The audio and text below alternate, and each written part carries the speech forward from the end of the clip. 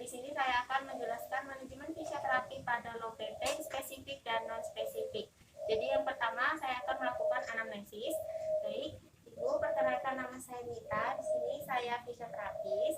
Nah, sebelumnya boleh perkenalkan nama Ibu siapa? Ibu Lia. Umurnya berapa? 45. Jenis kelamin perempuan. Agama Islam ya Bu. Pekerjaannya laundry Mbak. Nah, untuk alamat rumah itu di mana ya? Di Gitis. Ibu boleh ditunjukkan lokasi nyerinya di mana Bu? Di sini Mbak, di punggung bawah ya Bu. Nah, ini udah terjadi berapa lama ya Bu? Kalau nggak salah sih sekitar 2 tahunan lebih. Oh, udah lama ya Bu ya.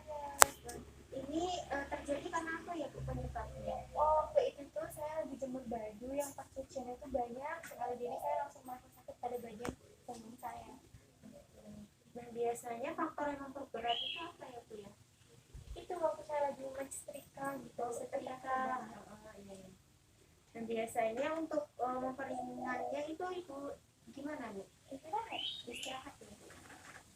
Nah, nyerinya itu Ibu ngerasa kayak nyeri menjalar atau nyerinya lokal gimana? Selama ini saya merasakan cuma di satu tempat aja sih Mbak. Nyeri lokal gitu ya.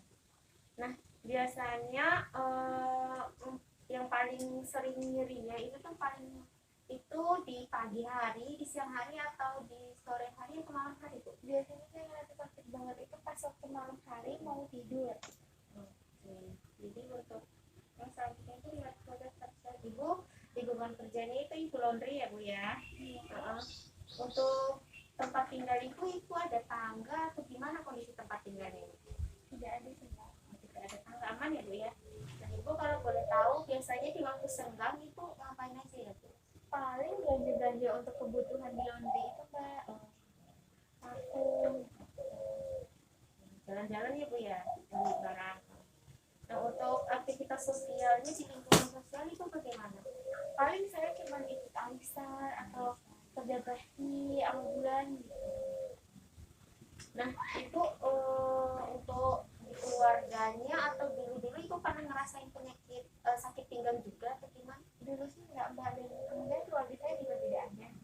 Nah, baik, tadi setelah saya melakukan pemeriksaan objektifnya, di mana pertama tadi saya melakukan pemeriksaan vital sign untuk tekanan darahnya tadi itu 120/90 mmHg. Kemudian untuk nadinya saya mendapatkan ada 80 kali per menit. Lalu untuk napasnya itu ada 24 kali per menit ya Bu ya. Kemudian suhunya ada 36,5 derajat Celcius. Nah, tinggi badannya dia 150 cm dan dengan berat badannya itu 48 kg. Nah, kemudian dari inspeksi pertama, inspeksi statis pada saat Ibu datang, saya melihat Ibu tampak menahan nyeri. Kemudian dia ada memakai korset juga. Lalu pada saat masuk Ibu terlihat jalannya itu tidak tegap. Lalu untuk yang dinamis juga saya melihat Ibu menahan sakit saat berdiri, lalu saat duduk juga dia berhati-hati, lalu dia juga saat berjalan juga tampak berhati-hati. Lalu ada swingnya yang hilang, yaitu dia jalannya itu agak menyeret. Baik, selanjutnya itu saya akan melakukan palpasi. Jadi untuk yang pertama itu saya akan mengecek suhu lokal dari Ibu. Ibu mohon maaf saya pegang ya Bu. Untuk pinggangnya suhu lokalnya tidak ada. Lalu ketika saya menekan seperti ini, nyerinya sakit. Sakit. Jadi sakit di bagian punggung bawah ya Bu ya. Lalu untuk spasmenya tidak ada dan juga untuk odemnya tidak ada. Selanjutnya itu pemeriksaan fungsi gerak dasar. Jadi ada dua, yaitu aktif dan pasif. Jadi itu coba membentuk seperti ini. Oke. Nah, jika Ibu merasakan nyeri berarti itu ada gangguan pada diskusnya. Kemudian ke belakang seperti ini. Nah, itu juga jika Ibu merasakan nyeri berarti ada gangguan pada fasetnya. Lalu kayak gini, seperti ini. Oke. Nah, ini pastikan bahunya tidak membungkuk ya, atau harus lurus, jadi seperti ini. Kemudian jadi seperti itu. Nah, selanjutnya itu untuk yang pasif itu, maaf Ibu, saya tekan. Oke, Ibu sakit kok, sakit. Jadi di ke belakang.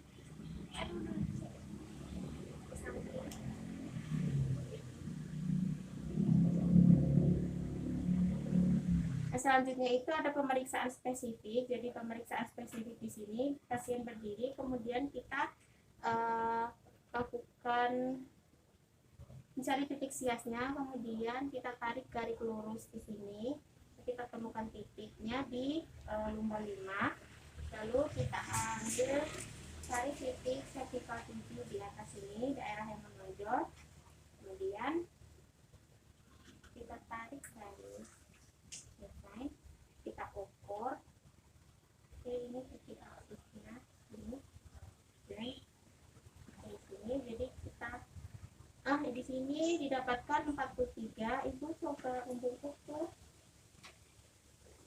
Oke. Pada saat membungkuk nilainya 47, jadi dia tidak normal.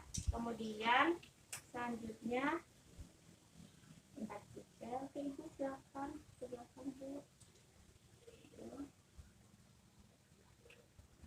Nah, untuk saat dia ke belakang nilainya 40, jadi tadi untuk normalnya 43, jadi ada selisih 3, yaitu dia tidak normal. Nah, selanjutnya untuk gerakan lateral fleksi kanan, jadi itu begini. Oke, kita ambil titiknya di jari tengah, kemudian ukur ke bawah. Ini ada 46 untuk daerah kanan, kemudian ke kiri. Oke, kita ambil titiknya. Ini ada 48. Selanjutnya ada pemeriksaan nyeri ya Bu. Di sini ada 3, yaitu nyeri diam, nyeri gerak, dan juga nyeri tekan. Jadi semakin kesini panahnya maka semakin sakit ya Bu. Jadi pada saat dia ini meskipun menggerakkan, jadi nyerinya masih ringan ya. Kemudian coba Ibu gerak membungkuk Bu. Nah, ketika membungkuk itu nyerinya seberapa? Lalu mohon maaf Ibu, saya tekan pinggangnya. Oke, kalau nyeri seberapa Bu ya? Selanjutnya itu ada SLR test. Jadi posisi pasien tidur terlentang, kita angkat kakinya ini 30 derajat. Kemudian jika pasien merasakan nyeri berarti dia positif. Kemudian kita angkat lagi 70 derajat. Dan jika pasien merasakan nyeri dia positif. Oke, selanjutnya itu ada Bragger test. Jadi posisinya masih terlentang.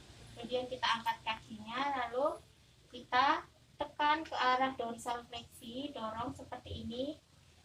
Kemudian jika pasien merasakan nyeri di bagian hamstringnya, maka pasien positif. Nah, yang terakhir itu ada Patrick test. Jadi posisi kaki pasien seperti ini. Lalu kita palpasi di area pinggangnya, kemudian kita tekan ke arah bawah. Jika pasien merasakan nyeri berarti pasien positif. Baik, selanjutnya itu ada diagnosa fisioterapi, yaitu ICF. Di sini ada impairment. Jadi setelah saya melakukan asesmen tadi, didapatkan bahwa pasien saya ada nyeri gerak, tekan, dan juga nyeri diam. Kemudian ada kelemahan pada otot erector spine-nya, kemudian ada latissimus dorsi dan juga quadratus lumborumnya.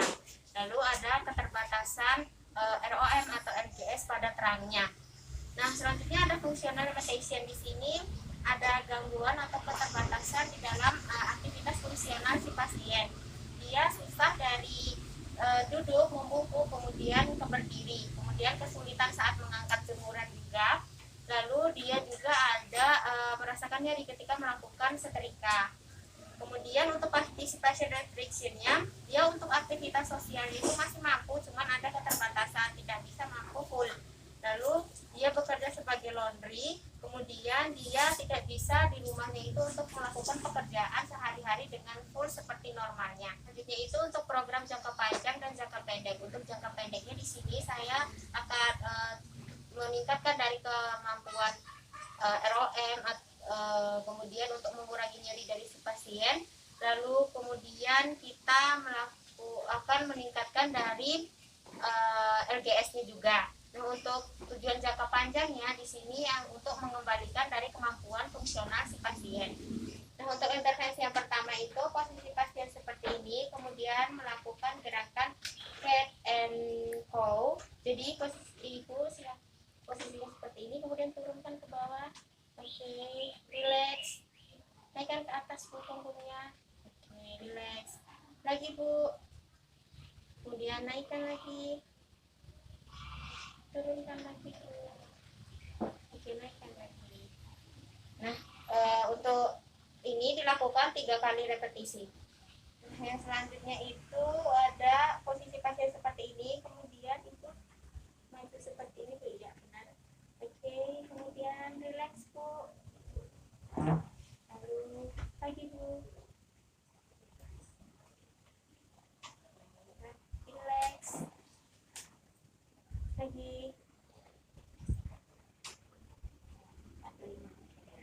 Jadi ini dilakukan 3 kali repetisi dengan 5 kali hitungan. Baik, selanjutnya untuk intervensi yang ketiga, posisinya seperti ini. Kemudian ibu tangannya lurus, tangan kanannya lurus, kemudian kaki kirinya lurus seperti ini. 1, 2, 3, 4, 5, relax bu. Untuk yang satunya lagi bu. Oke, 1, 2, 3, 4, 5, relax. Oke. Nah, ini dilakukan 3 kali repetisi dengan 5 kali hitungan. Nah, selanjutnya itu ada bridging exercise. Jadi posisi pasiennya kakinya ditekuk bu, dua-duanya, lalu diangkat perut bu. Oke, 1, 2, 3, 4, 5, relax. Lagi bu. 1, 2, 3, 4, 5, relax. Lagi terakhir bu. 1, 2, 3, 4, 5, relax. Nah, ini juga dilakukan 3 kali repetisi dengan 5 kali hitungan. Yang terakhir yaitu posisi pasien tidur tengkurap seperti ini, kemudian ibu coba angkat kepalanya.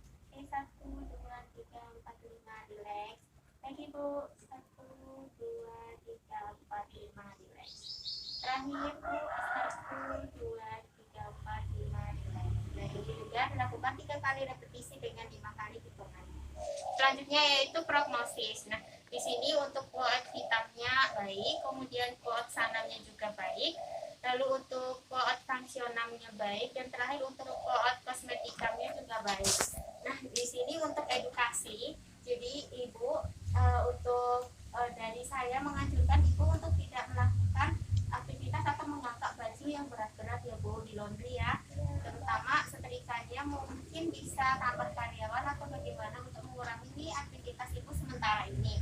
Lalu ibu juga ketika mengangkat jemuran atau mengangkat barang-barang, nanti usahakan untuk posisi tulang belakangnya atau punggungnya itu lurus ya bu ya. Kemudian banyak-banyak minum air putih. Lalu ibu juga boleh memakai korset saat istirahat. Lalu terakhir ibu perbanyak juga istirahat ya bu ya. Nah, oke, demikian itu saja dari saya. Lebih dan kurangnya saya mohon maaf. Wassalamualaikum warahmatullahi wabarakatuh.